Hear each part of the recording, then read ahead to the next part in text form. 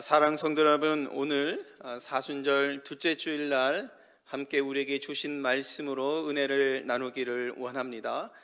주의 말씀을 사모하여서 이 자리에 나오신 여러분 모두에게 하나님께서 주시는 은혜가 충만하기를 주님의 이름으로 간절히 축원합니다. 파라과이에서 선교하는 신학교 동료가 있습니다. 한국에서 목회 중에 선교지에서 부름을 받고서 중학생과 고등학생 세 자녀와 함께 선교지로 향했습니다. 민감한 시기에 아이들을 데리고 선교지로 간다는 것이 여러분 쉽지 않았겠지요.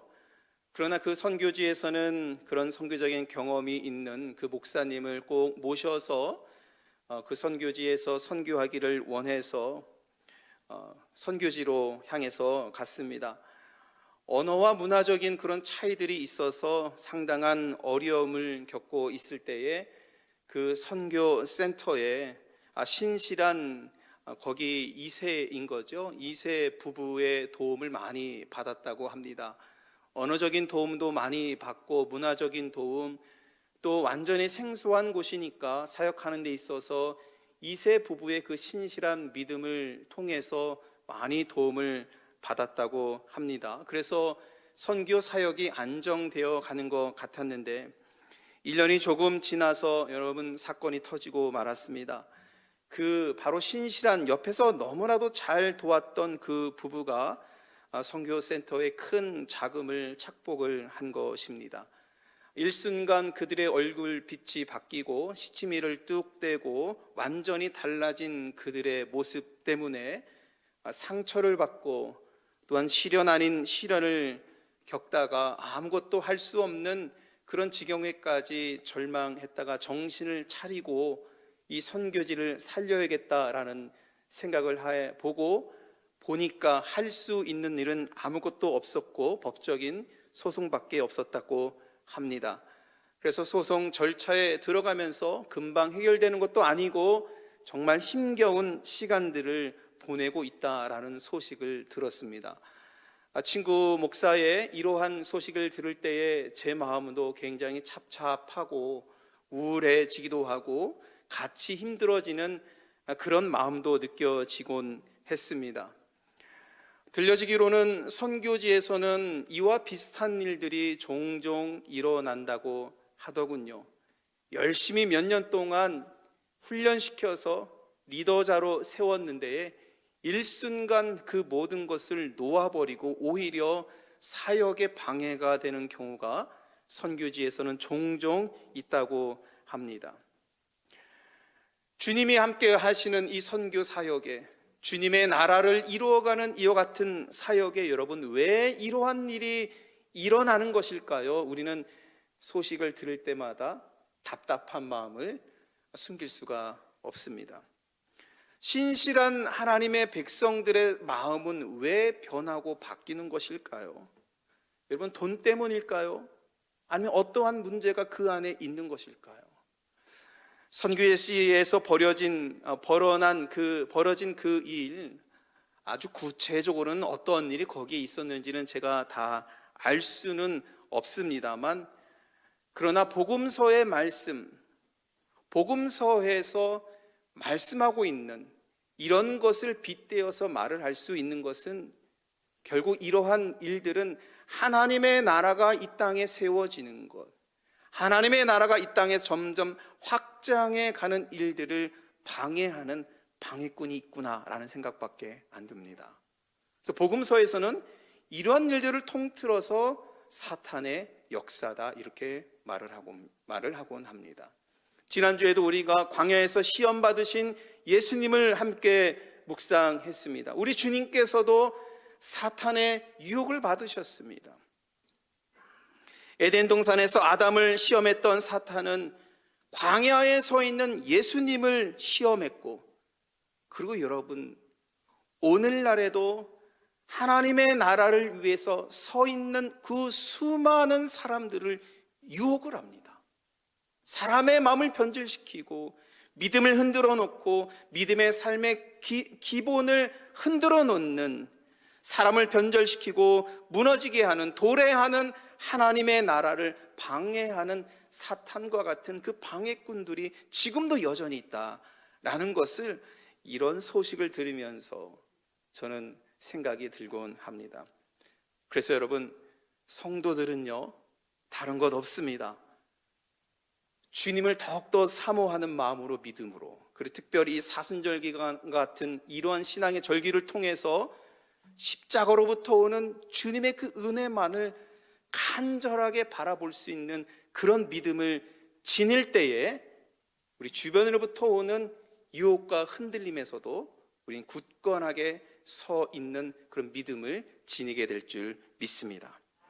그래서 우리 교회는 2022년에 더욱더 혼탁하고 어지럽고 전쟁의 소식이 들려오고 우리들의 삶이 너무나도 변화된 이런 상황 속에서, 그래서 다시 믿음으로 서기를 소망하고 원하는 한 해를 보내고 있는 것이지요. 오늘 본문의 말씀 속에서는 예루살렘의 배신과 변절된 그 마음 때문에 우리 주님께서 탄식하고 계십니다. 왜 그들은 변했을까요? 왜 예루살렘은 변질되었을까요? 왜 가장 거룩한 성이 있는 그 예루살렘은, 하나님께서 거룩하게 삼아주신 성전이 있는 예루살렘이 타락을 했을까요? 사실 오늘 본문의 말씀은 그 이유를 찾아보는 것이 오늘 사순절 둘째 주일날 교회력 성서 일거가 우리들에게 주신 본문의 말씀이고, 이것을 찾아서 깨닫고 아는 것이 우리들에게 은혜가 되어질 줄 믿습니다.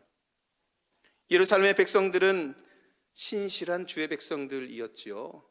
여러분 생각해 보십시오. 구약의 말씀을 볼 때에 다윗에 의해서 예루살렘의 성전이 세워질 것을 꿈꾸게 하셨고, 여러분 이처럼 비전을 본다라는 것이 이렇게 중요한 것입니다. 하나님의 꿈을 다윗은 보고 세웠고, 그의 아들 솔로몬을 통해서 예루살렘의 성전이 건축하게 됐습니다. 하나님께서 임재하시는 곳, 하나님께 나아가 제사를 드리며 하나님을 만날 수 있는 곳, 가장 거룩한 성, 그곳이 예루살렘입니다. 그런데 그 예루살렘이 예수님께서 보시니까 타락한 곳이 되어버렸습니다. 하나님의 아들이 이 땅에 오셔서 하나님의 나라를 전하고 천국 복음을 전함에도 불구하고 오히려 세상 밑바닥에서 살아가는 민초들은 예수님을 보면서 예수님께서 주시는 기적의 은혜를 바라보면서 그 천국의 복음을 기대하면서 예수님을 쫓아오는데, 오히려 그 가장 거룩한 성이 있었던 예루살렘의 사람들은 마음이 확 바뀌었습니다. 예수님이 누구인지를 알지 못합니다. 바라보지 못합니다. 오히려 예수님을 죽이려고 하는, 가장 타락한 살인을 저지르려고 하는 그 모습까지 거기 예루살렘에 있는 사람들이 버리고 있는 것이지 않습니까? 그래서 오늘 주님께서는 그 예루살렘을 보시면서 오늘 4절 말씀 속에서 탄식하시지요. 같이 한번 읽어보도록 하겠습니다. 예루살렘아 예루살렘아, 선지자들을 죽이고 내게 파송된 자들을 돌로 치는 자여. 네. 저는 이 말씀을 읽으면서 예수님께서 예루살렘을 보시면서 탄식하시는 그 탄식이 어떤 마음일까 하면서 거기에 집중돼서 수십 번을 이 4절 말씀을 읽어보았습니다. 주님의 그 안타까운 마음은 어떤 마음일까? 얼마나 안타까우셨으면 예루살렘을 여러분 2번씩이나 부르셨습니까?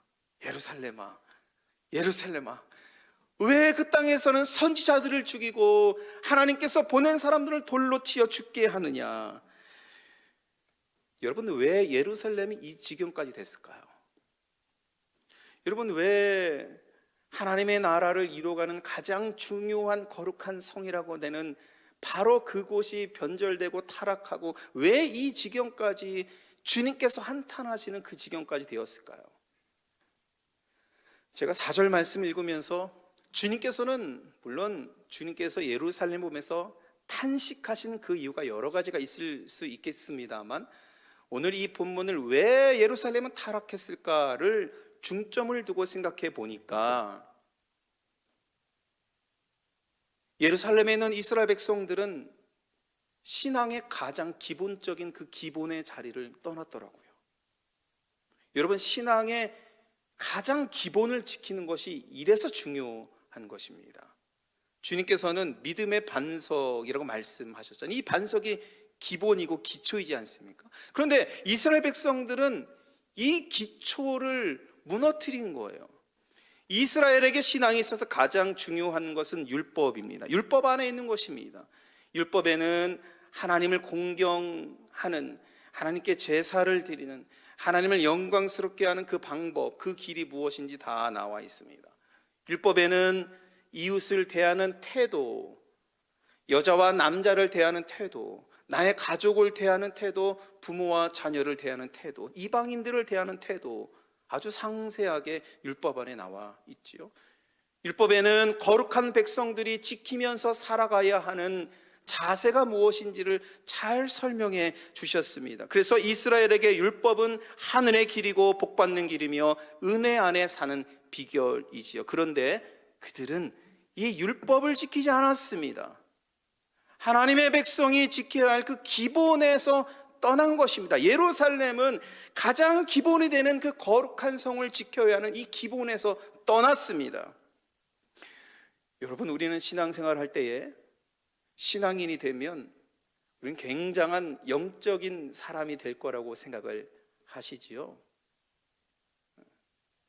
하나님을 믿고 예수님을 믿고 나아가면은 나도 굉장한 영적인 사람이 될 수 있다라는 기대도 하기도 하고, 그것이 좀 지나쳐서 영적인 사람이 되기 위해서 영적인 표적을 쫓아서 살아가는 그러한 신앙의 여정을 걷기도 하는 분들이 있습니다.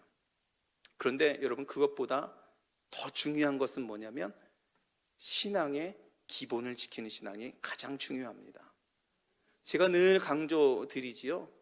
가장 영적인 사람은요, 어떤 표적을 쫓아서 나아가는 그런 사람보다도 자기가 속한 이 믿음의 공동체 안에서 가장 중요한 것은 하나님께 영광과 찬양을 드리는 이 거룩한 예배의 자리를 지키는 겁니다. 여러분, 믿으시길 바랍니다. 이 예배의 자리를 놓치고서 여러분, 영적인 사람으로 나아갈 수가 없습니다. 이것이 가장 신앙의 기본이지만 가장 중요한 신앙의 모습입니다. 자기가 속한 믿음의 공동체 안에서 예배의 자리를 지키는 것, 헌금하면서 하나님의 나라를 일을 이루어가는 데에서 동참하는 것, 교회를 통해서 양육받고 성장하고 그리고 성장해 나아가는 것이 여러분 건강한 신앙의 모습인 거고, 그런 사람이 영적으로 성숙해지는 사람이라는 것을 여러분 꼭 기억하시길 바랍니다. 우리는 이 기본에서 떠날 수가 없는 것입니다. 이 기본이 단단해야 세상을 향해서 복음을 전하는 기반이 될 수 있는 것이죠. 여러분, 그러지 않겠습니까? 우리가 속한 이 예배에서 하나님을 기억하고 그분의 이름을 높여드리고 그분을 찬양하고 그분께서 주시는 은혜와 사랑을 우리가 매주 날마다 느끼지 않는데 어떻게 땅끝까지 나아가서 복음을 전할 수 있겠습니까? 하나님은요, 당신의 자녀가 지녀야 하는 가장 기본이 되는 그 신앙의 모습을 소홀히 하는 영적인 사람을 원치 아니하십니다. 오래전에 있었던 일인데요, 한 권사님께서 기도를 하시면서 큰 은혜를 받으셨습니다.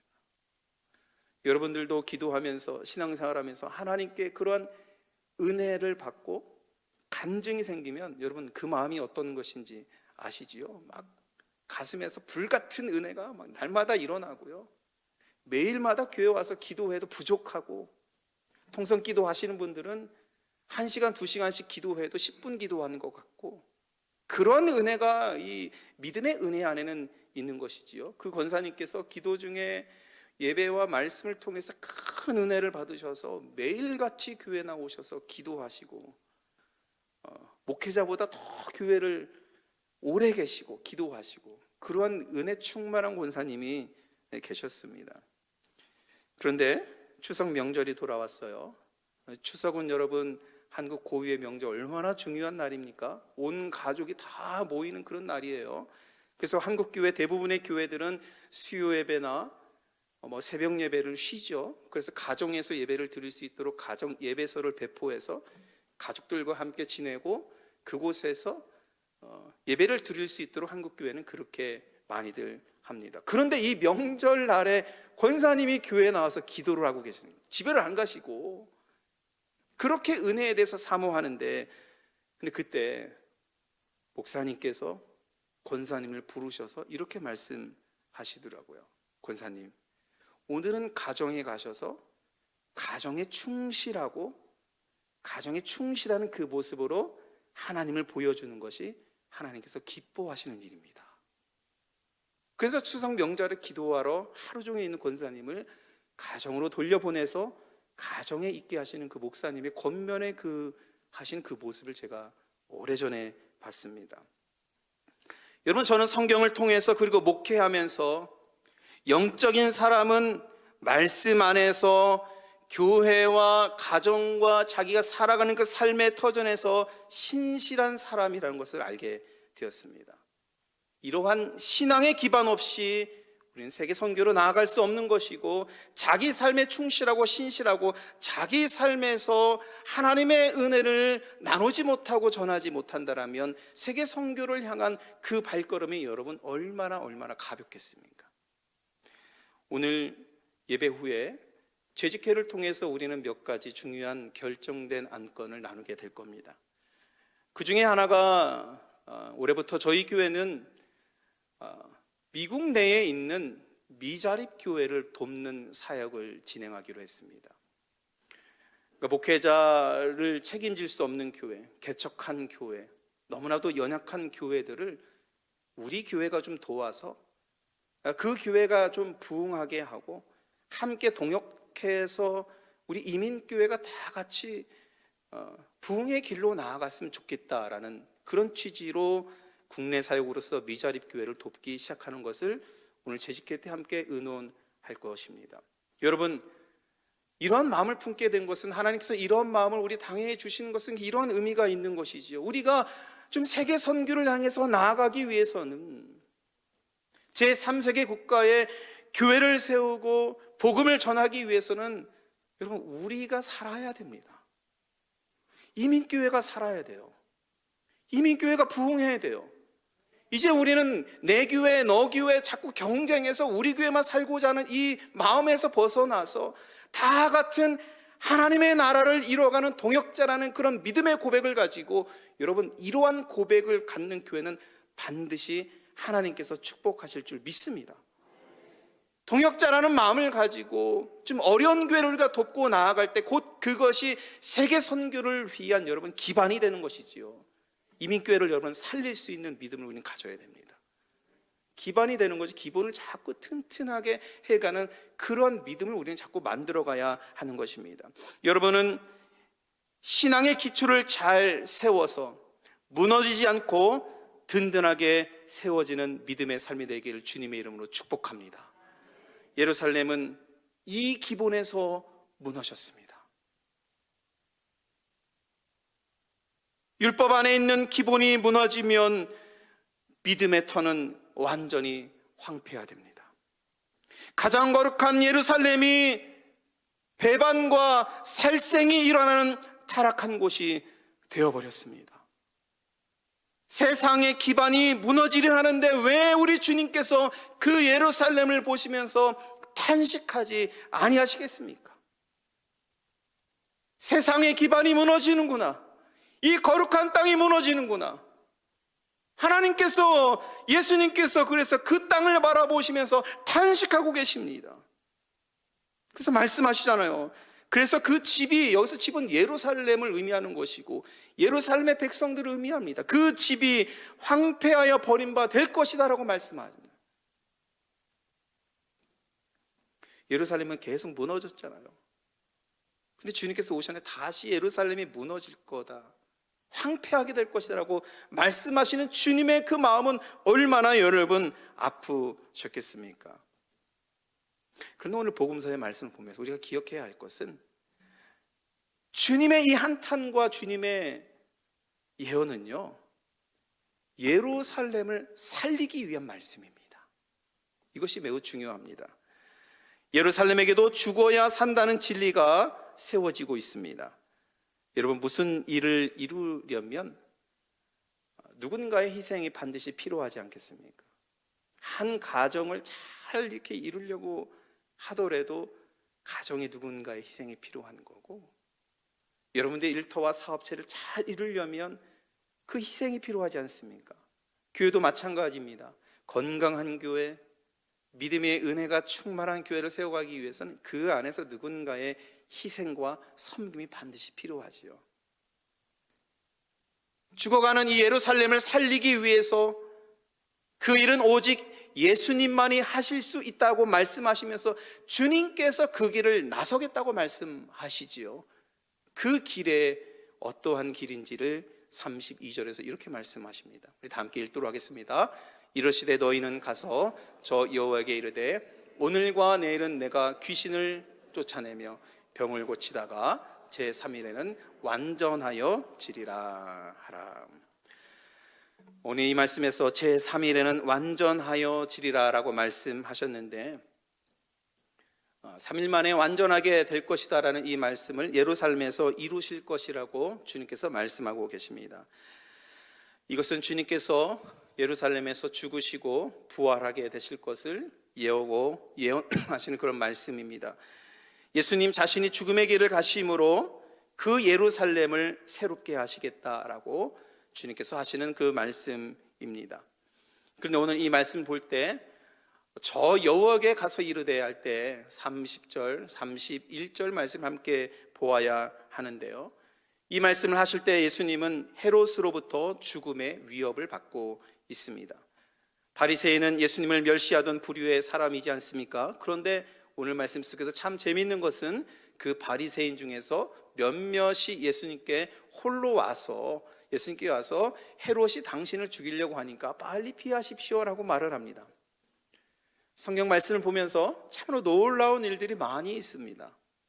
바리새인들은 예수님을 죽이려고 혈안을 하고 있는데 바리새인의 누군가는 예수님을 도우려고 하는 마음이 있는 겁니다. 하나님께서 역사하실 때는요, 반대편에 있는 사람도 마음도 돌려서 역사하시죠. 그런 하나님의 은혜가 여기에도 담겨져 있는 것입니다. 사실은 여기서 나와 있는 헤롯, 여우라고 표현한 것은 굉장한 간사한 마음이 담겨 있는 것인데요, 우리가 잘 알고 있는 헤롯 대왕이 아니라 헤롯 대왕의 아들인 헤롯 안티파스라는 사람입니다. 헤롯 대왕의 세 아들이 각 지역을 분할해서 통치를 하게 되었습니다. 당시 로마는 너무나도 큰 지역을 통치를 해야 하니까 그 지역을 대표하는 왕으로서 누군가를 세웁니다. 그것을 우리는 성경에서 분봉왕이라고 불렀습니다. 지역의 유지 정도 되는 사람인 것이죠. 그런 왕을 세웠고 로마에서 직접 파견한 총독이 있죠. 여러분, 우리가 성경 말씀 속에서 총독을 만나죠.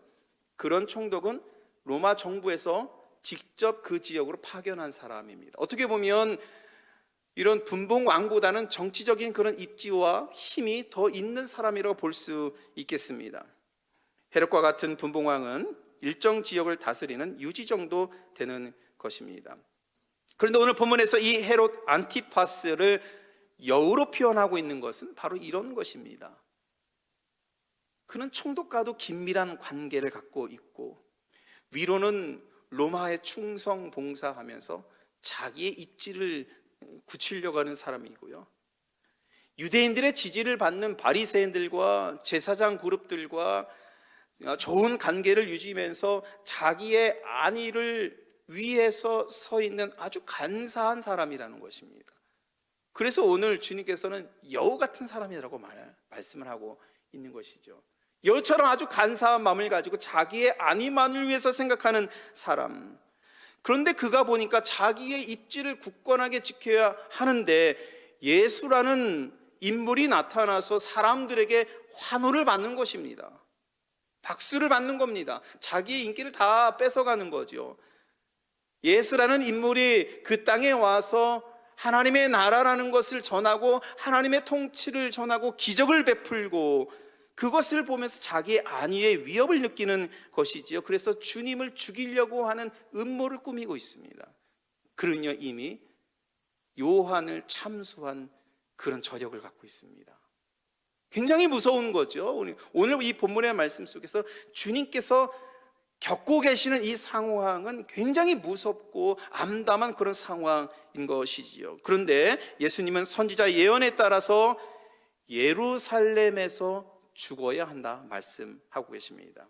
그것이 하나님의 뜻인 것이고 말씀 속에서 예언해 주신 그 말씀대로 주님께서는 예루살렘에서 내가 죽게 될 것이다 라고 말씀하고 있는 것입니다. 그래서 선지자가 예루살렘 밖에서 죽는 법은 없다라고 말씀하신 것입니다. 이것은 하나님께서 주신 말씀을 주님께서 이루시겠다라고 선언하시는 그런 말씀이지요.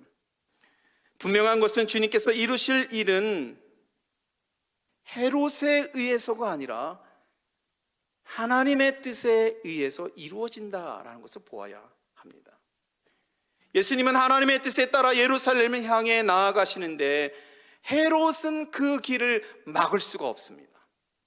아무리 위협적이고 아무리 간사하고 교만한 그가 주님을 잡으려고 하지만 우리 주님께서는 하나님의 뜻을 이루기 위해서는 하나님께 순종하여서 나아가는 그 길에는 어느 누구도 주님께서 가시는 길을 막을 수 없음을 십자가의 길에 순종하시는 주님의 그 순종을 통해서 우리는 볼 수 있습니다. 그러면 여러분 여기서 질문이 하나가 생기지요.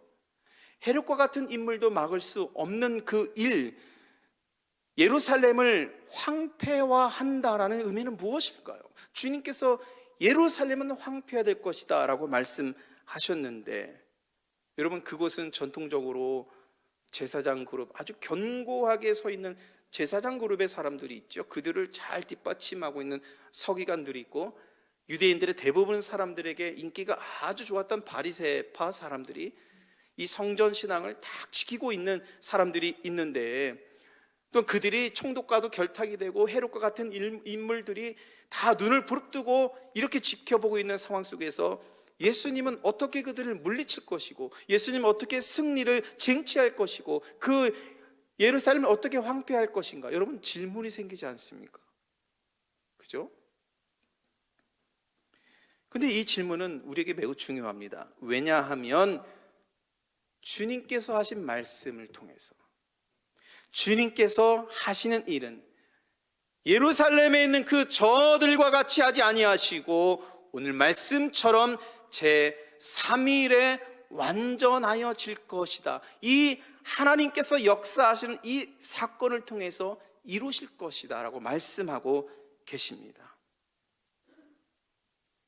그런 일들은 사탄이 예수님을 시험한 일과 같은 것입니다. 사탄은 수많은 방법으로 하나님 나라의 운동에 나서는 사람들을 유혹합니다. 하나님의 은혜를 전하려고 하나님의 은혜를 세우려고 하는 그 길을 막으려고 하는 방해꾼들이 여전히 있습니다. 그러나 주님께서는 하나님께서 이루실 그 일로 예루살렘에서 이루실 것이다 말씀하고 계시는 것이지요. 주님께서는 예루살렘에 있는 그들과 같이 하지 아니하시고 성경의 예언대로 하나님의 말씀대로 예루살렘에서 죽으심으로 이 일을 하실 것이다. 우리는 그래서 여러분 헤롯의 길이 아니라 예수님께서 걸어가신 그 십자가를 바라면서 나아갈 수 있는 그 길을 따르는 신앙의 여정으로 나아가야 될 줄 믿습니다. 주님의 죽으심은요, 여러분 예루살렘이 황폐해야 된다라는 이 말씀을 보면 예루살렘의 죽음을 의미하는 겁니다. 아까 말씀드린 것처럼 죽어야 산다라는 신앙의 진리가 예루살렘에서도 세워지고 있어요. 죽으면 여러분 어떻게 됩니까? 부활할 것입니다. 여러분 믿으십니까? 죽으면 부활하는 겁니다. 새로워질 것입니다. 그런데 예루살렘은 더 이상 팔레스틴 땅에 있는 주님께서 부활하셔서 새로워지는 그 예루살렘 땅은 더 이상 그 팔레스틴 우리가 알고 있는 그 땅에 있는 지정학적 의미로서의 그 땅만을 의미하지 않습니다. 잘 들으십시오, 여러분. 주님의 죽으심과 부활하심으로 세워진 예루살렘은 하나님을 찬양하는 곳입니다. 하나님을 기억하고 하나님께 영광 올려드리고 하나님을 찬양하며 경배하는 것이 주님의 부활을 통해서 세워진 예루살렘입니다. 주님과 함께하는 곳이 예루살렘입니다. 하나님을 온전히 바라보면서 그 영광 속에 살아가는 삶의 자리가 예루살렘입니다. 그래서 여러분, 사랑하는 성도 여러분, 바로 여기 하나님의 영광이 충만한 샴복 한인교회가 부활하신 주님께서 세우신 예루살렘임을 믿으시길 바랍니다. 여러분들의 삶에 주님께서 동행하신다고 믿으면 그곳이 하나님의 임재가 있는 예루살렘입니다. 이것이 타락한 예루살렘을 보시고 한탄하신 주님께서 주님의 말씀에 따라서 새롭게 세우신 예루살렘입니다. 우리 주님께서는 총으로 칼로 그들을 물리쳐줘서 예루살렘을 세우시는 것이 아니라 자기가 죽으심으로 그들의 죄를, 이 세상의 죄를 자기가 다 끌어나심으로 십자가에서 피 흘려 죽으심으로, 그러나 부활로 이기시면서 하나님의 은혜와 사랑으로 이기시면서 다시 세우시는데, 우리들의 삶에 하나님의 은혜로 살아갈 수 있도록 세워주시고 마침내 부활의 주님께서 다시 오실 때에 완전한 새 예루살렘이 세워질 것입니다. 여러분, 이스라엘은 예루살렘을 세상의 중심으로 생각을 했죠. 여러분, 왜 그렇습니까? 하나님께서 임재하신다고 믿었으니까요. 함께 하신다고 믿었으니까요. 예루살렘이 세상의 중심이지요.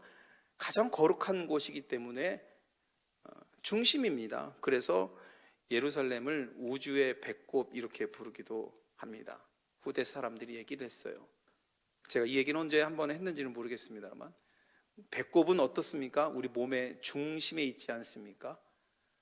우주의 배꼽이라는 것은 우리가 가늠할 수도 없는 이 우주의 중심, 하나님이 계시는 곳, 바로 그곳이 예루살렘이라고 생각을 하는 것입니다. 여러분, 우리가 하나님의 영광을 구하고 십자가의 은혜로 나아간다면 여러분, 그것이 우주의 중심이 됨을 믿으시길 바랍니다. 하나님의 말씀이 있는 곳, 생명의 진리가 세워지는 곳입니다. 그것은 해됨도 없고 상함도 없고, 생각해 보세요. 하나님을 찬양하고 경배하고 하나님의 임재가 함께 있는 곳, 천국과 같은 곳, 그곳에서는 병든 자를 치유하시는 그 복음이 완전히 이루어지는 곳입니다. 우리들의 신앙의 삶에서는 이 믿음을 간구하면서 하나님을 찬양하면서 경배하면서 나아갈 때에 주님께서 3일 만에 완전하여지심으로 우리는 이 은혜를 누리게 되는 것입니다. 사순절 둘째 주일에는